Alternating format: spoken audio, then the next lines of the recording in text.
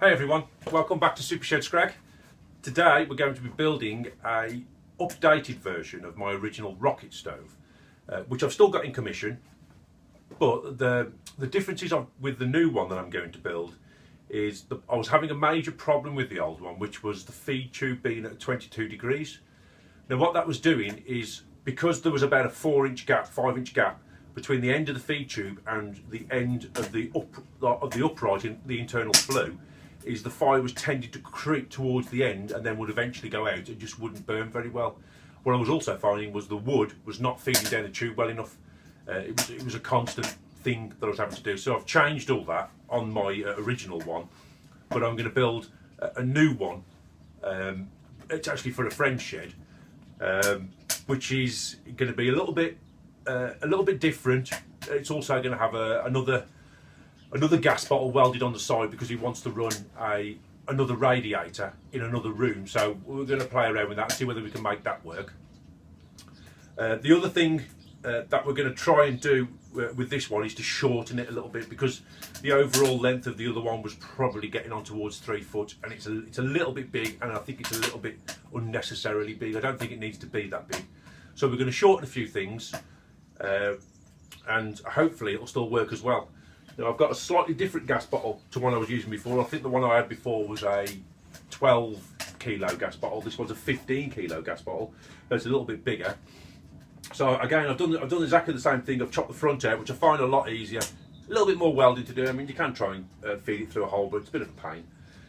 What I've done with this one as well is I've chopped the top off, and this time I've got rid of the top. I'm not going to use the top this time. I'm just going to weld a flat plate on, because the other one was a complete nightmare to do. And I don't think it's particularly sealed that well as it is now, and what tends to happen as soon as you cut these pieces out, the gas bottle tends to move a little bit, so you have to end up putting a ratchet strap round to try and pull it in and get it to the right and tack a little bit on, and oh, it was a pain.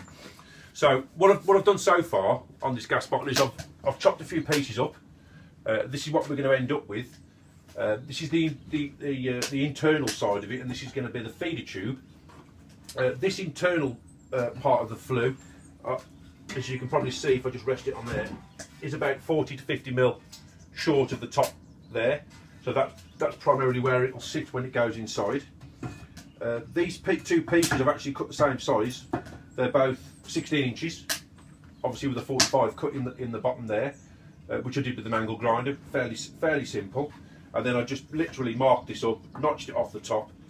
What I've done here is, the original one was about 3 inches, so I've chopped that down to 1 inch, because I don't think I really needed that inch, those extra few inches there, and it just made the whole thing much bigger, especially with the flue sticking out the back. So it ended up being, like I say, a little bit large. So what I'm going to do is I'll weld all these up, get it all cleaned up a little bit, and then I'll show you just before I put it back into the gas bottle, to show you how it's all going to sit and fit before I weld it all up. And hopefully you'll get a better idea. I do think that this is going to work a little bit better for me. The little piece that I chopped out the top there, I don't know if you can see. All I did is I just chopped through it and did that. I just notched that little piece out with an angle grinder. So that piece that comes out there, what I'm going to do is I'm going to straighten that out as best I can and try and get a good fit, and then just weld that on the end for my lighting area, which will just be hinged up. That worked okay on the last one, so I can't see it being a problem on this one. This is another 4-inch tubing that I say bought. I didn't buy. I actually found this in a skip, which was a bit of a lucky find really. So I thought it'd be ideal to make into another gas bottle stove. So that's it, and I'll show you what it looks like in a little while. Okay, I've now cleaned this piece of metal up, welded it all together, and cleaned up all the welds that I've done. The welding's a little bit shabby, but that's only to be expected. You see that I've welded half a piece of angle iron on this back edge here. Hope you can see that. That is just so that when this front edge sits on this lip, the back edge will actually sit over there, which I'll show you in a second, and then I'll show you what my original stove looks like. So I'm going to put this back in now. As you can see, these are about the same level. So I should chuck this back in, weld it in. I probably won't weld that back in because it's a bit of a pain to weld, and I don't think there's much need because, you know, I'll have 4 seams of weld around there, and then I'll show you after that. Now the J tube's been dropped into its position, you'll be able to see exactly how it's going to lie inside the stove.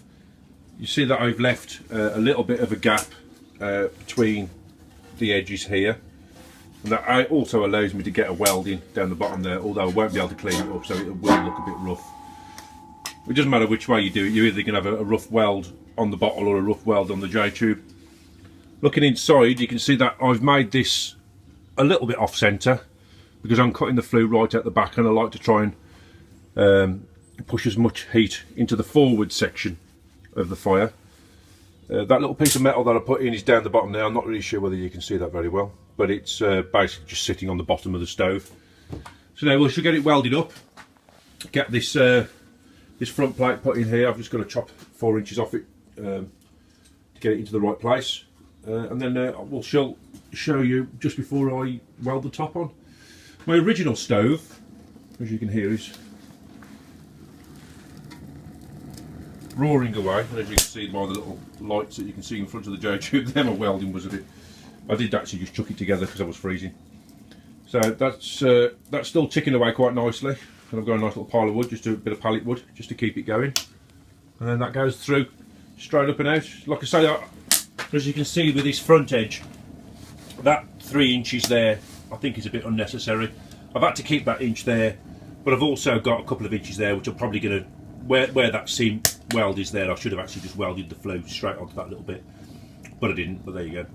So I'm going to lose that little bit there and that little bit at the front there, so that should probably reduce it by probably about 5 or 6 inches. Like I say, welding that top piece on, absolute pain in the arse. Don't bother. Get a flat piece of steel, put it on, because like on the original design, my wife wanted a flat, obviously for the kettle to go on, so she could have a cup of tea while she was in here.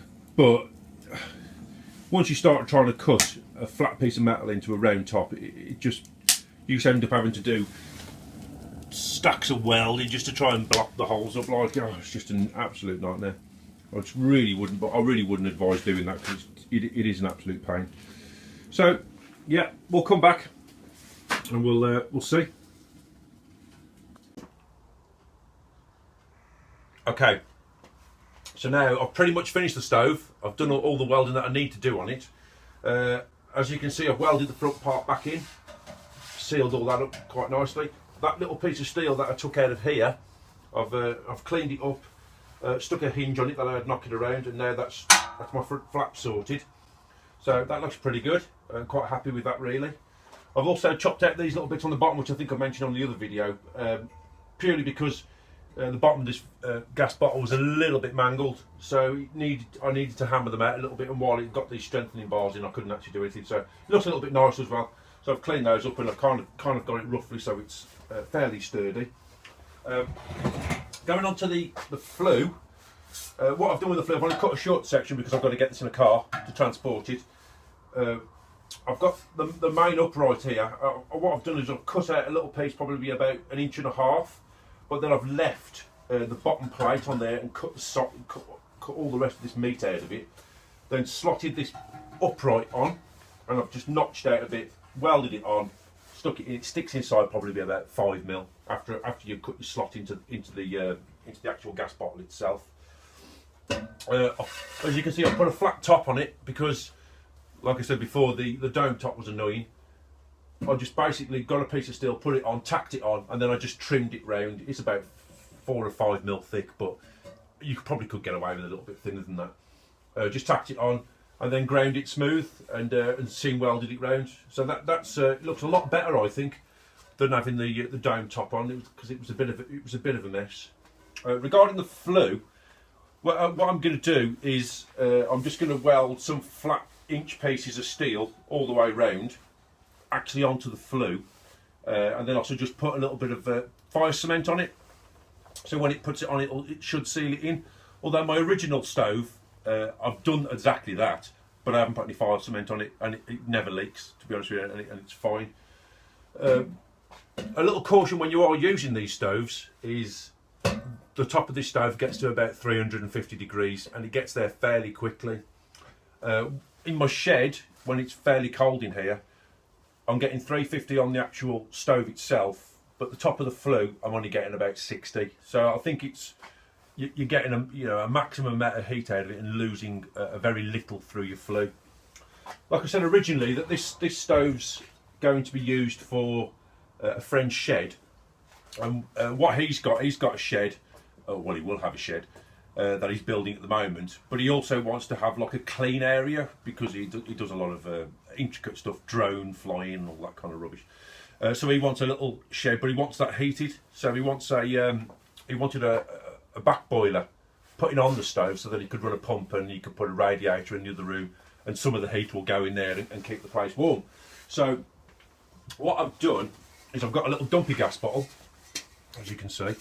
I've chopped it out roughly. I just basically stuck it on the top, marked it roughly, and then kept trimming it till it was a pretty close fit. It's not a perfect fit at the moment, but it's getting there. What I'm going to do is I'll just literally just weld that onto the side like that. Whether you can see that.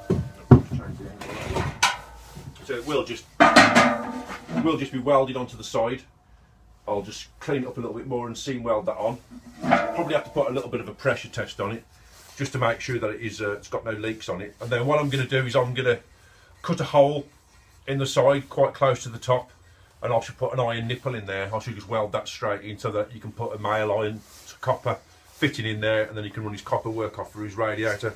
I'll put the inlet or the return into that original hole. I should probably just weld that straight on, because that'll be but you'll only be using 15mm copper, I would have thought, something like that. So that should be okay. Obviously you'll have to run that with a header tank, because obviously it'll just be a gravity system that he'll be using. So I'm pretty happy with the stove, really. The like I say, the front clip all looks quite nice. I cleaned it up a little bit. I will put a little bit of stove blacking on it, and that'll be it really. That'll be my updated version of the rocket stove. I'm sure as people keep asking me to build them for them, it'll probably change again, and I may do a little update video on that just to show you what I've changed on it and what I've done.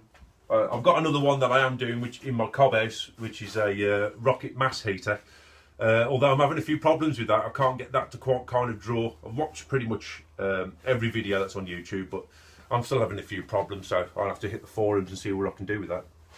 But that'll be on another video if you want to check that out. So yeah, that's it pretty much done really. Thank you ever so much for watching my videos. I really appreciate that. If you want to subscribe, I'll put a little thing up here somewhere so that you can click on that. And thanks for watching my videos.